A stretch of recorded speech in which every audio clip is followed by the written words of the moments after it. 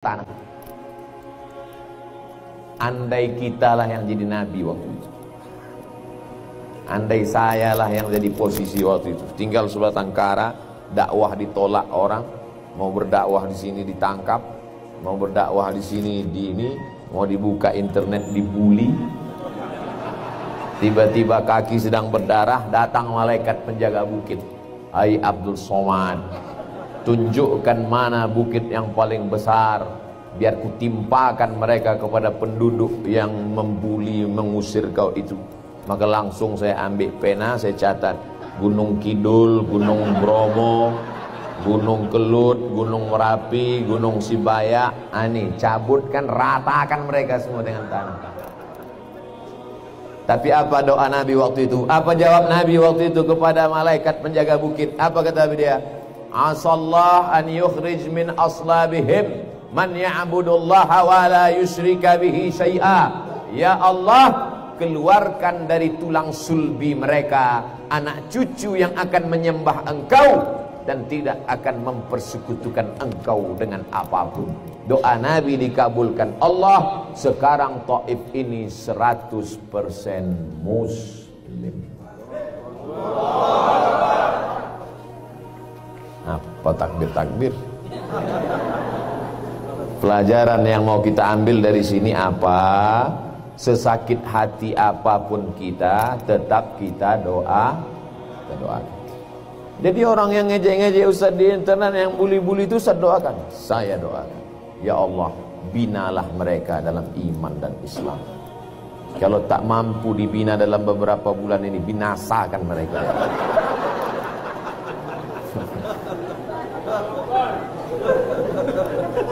Saya doakan itu. Bapak, selama kita di Makkah, selama kita di Madinah, ada nggak mendoakan musuh-musuh Bapak? Ibu, selama di Makkah, selama di Madinah, ada tak mendoakan musuh-musuh ibu? Bagus, berarti Bapak dan Ibu tidak pernah punya musuh. Saya ketika masuk di Raudhah, saya sebutkan musuh saya itu namanya satu-satu. Saya bayangkan wajahnya. Berikan dia hidayah ya Allah. Matikan dia dalam iman dan Islam. Jadikan anak-anaknya penghafal Quran. Berikan dia istiqamah dalam la ilaha illallah Muhammadur Rasulullah. Lapangkan rezekinya biar supaya datang dia ke Baitullah. Tak sakit hati Ustaz, sakit, tapi mesti kita lawan. Karena saya yang akan berceramah. Tak mungkin saya ceramah, saya dendam kesumat. Nanti saya ceramah, marilah kita maafkan musuh-musuh kita. Marilah. Biasanya Ustaz sendiri, saya nggak bisa. Pelajaran pertama, jangan berharap kepada Saqif, jangan berharap kepada Taif, karena berharap kepada manusia pasti akan kecewa. Semakin besar harapan, semakin besar kekecewaan. Jangan pernah berharap, karena akan melahirkan kekecewaan. Sudah bisa dibuat update status. Jangan pernah berharap pada manusia. Ini yang diajarkan Allah kepada Nabi SAW. Nabi tidak berharap kepada ayahnya, karena dia tak pernah melihat wajah ayahnya. Nabi tak pernah berharap kepada ibunya, karena dia tak sempat bermanja-manja. Nabi tak berharap Khadijah sudah mendahului dia. Dan Nabi tak berharap kepada Taif, Saqif, karena mereka melempar dia. Kakinya berdarah, terompah kayu yang dia pakai berdarah. Apa kata malaikat waktu itu? Muhammad sallallahu alaihi wasallam, kalau sampai darah tapak kakimu itu menetes ke tanah, kuratakan Taif ini semuanya. Kalau sampai darah di kakimu itu menetes ke tanah, rata Taif ini semua, kata malaikat. Andai Bapak waktu itu dikatakan malaikat, hai Abdul Somad, kalau sampai darah itu menetes ke tanah, terus gimana malaikat? Kuratakan udah. Langsung saya pijak-pijakkan ke tanah.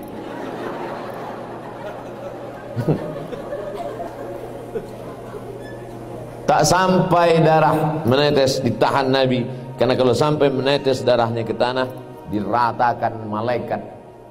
Malaikat itu besar Pak Ustaz. Uli ajnihatim masna wa sulasa wa ruba'. Malaikat yang punya sayap 2, 3, 4. Dikepakkannya satu sayapnya ke timur sampai ke barat. Itulah makanya kalau malam Lailatul Qadar, paginya matahari redup.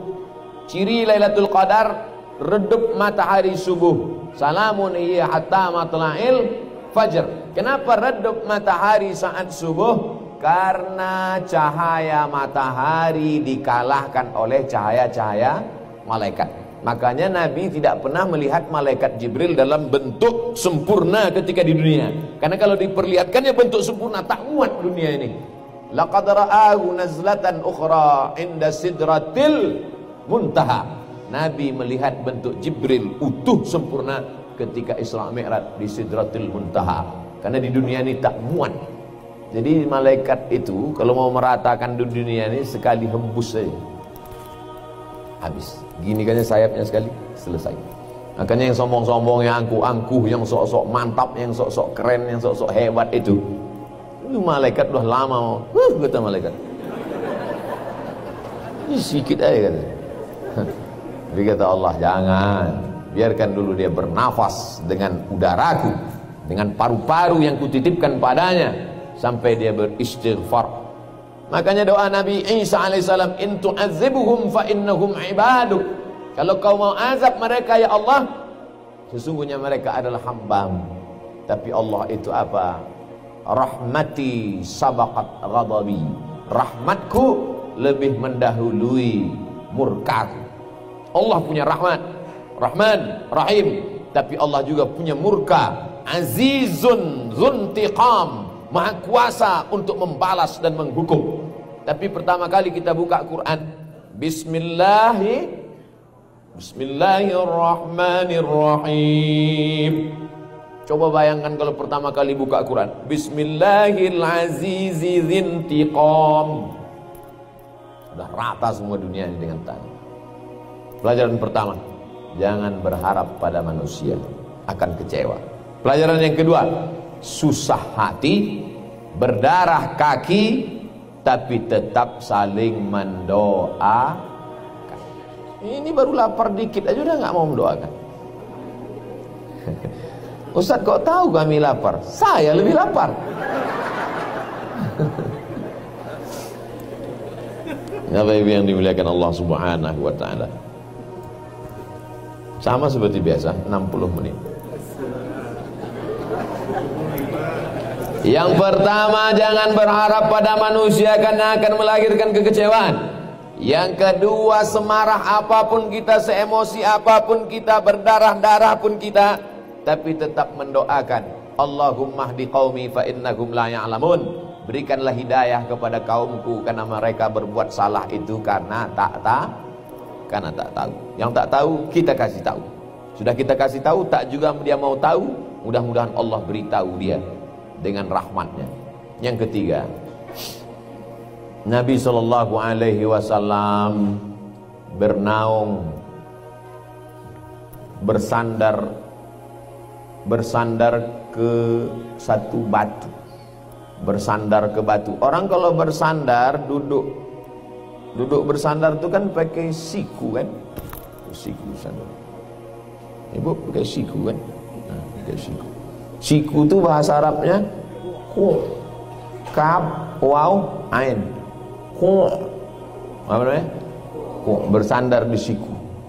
Maka tempat dia bersandar pakai siku di batu itu, dibangunlah satu masjid, namanya Masjid Ku.